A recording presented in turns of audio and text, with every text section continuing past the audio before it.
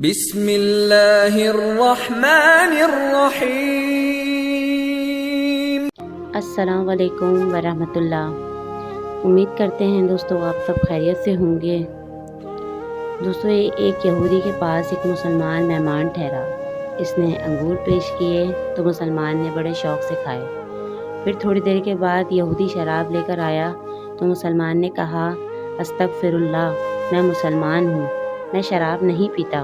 تو یہودی نے ہنس کر کہا یہ جو انگور آپ نے ابھی کھائے ہیں شراب اسی سے تو بنتی ہے۔ تو مسلمان نے کہا ذرا آپ اپنی بیوی کو تو بلائیے، وہ کدھر ہے؟ یہودی حیران ہوا اور اپنی بیوی کو بلایا۔ مسلمان نے کہا کیا آپ کی کوئی اولاد بھی ہے؟ یہودی بولا ہاں، میری ایک بیٹی بھی ہے۔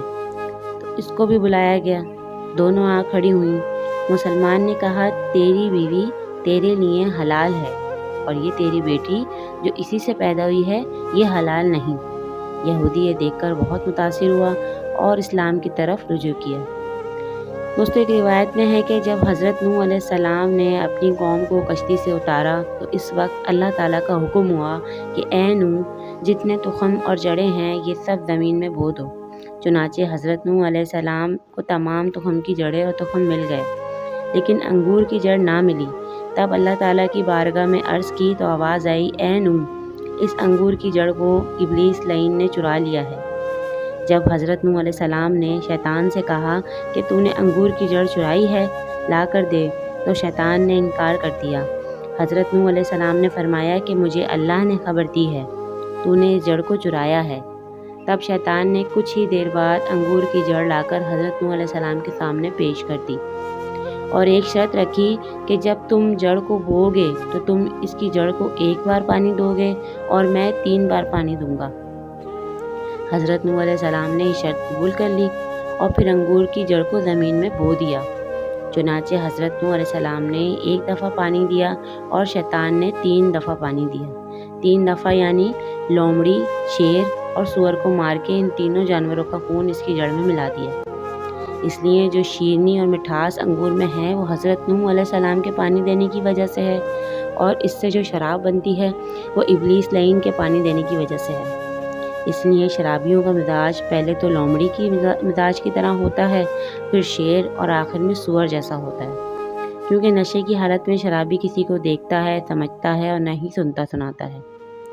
دوستو قصص الانبیاء میں ہے کہ حضرت محمد صلی اللہ علیہ وسلم اس موقع پر ارشاد فرمایا کہ شراب تمام برائیوں کی جڑ ہے۔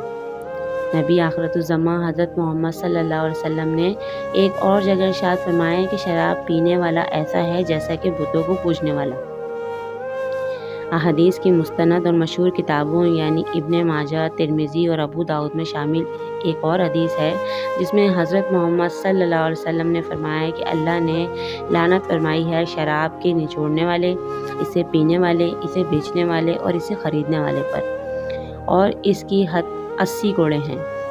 اللہ تعالیٰ تمام مسلمانوں کو اس لعنت میں مبتلا ہونے سے بچائے، اور جو مسلمان کسی بھی مجبوری سے اس کی عادت ہے، اس کے پینے کی عادت ہے، اللہ تعالیٰ ان سب کو ہدایت عطا فرمائے، ان سب کے دلوں میں اللہ اس حرام اشرب سے نفرت پیدا فرمائے، آمین یا رب العالمین۔ دوستوں اگر یہ ویڈیو آپ کو اچھی لگی ہو تو آپ اپنے دوستوں اور پیاروں میں شیئر کریں، کیا پتہ آپ کے ایک شیئر سے اللہ تعالیٰ کسی کا دل اور زندگی دونوں بدل دے۔ اور مجھے اپنی رائے سے کمنٹ سیکشن میں ضرور آگاہ کریں اور میرے چینل کو لائک اور سبسکرائب کریں۔ السلام علیکم ورحمۃ اللہ۔